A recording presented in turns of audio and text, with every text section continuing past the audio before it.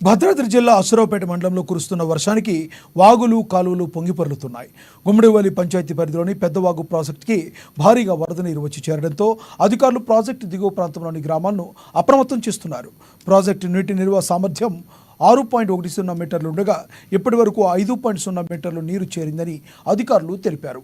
5.30 మీటర్లు వరద చేరితే గేట్లు ఎత్తి నీటిని దిగువ ప్రాంతాలకు విడుదల చేస్తామని ఐబీ అధికారులు చెప్పారు.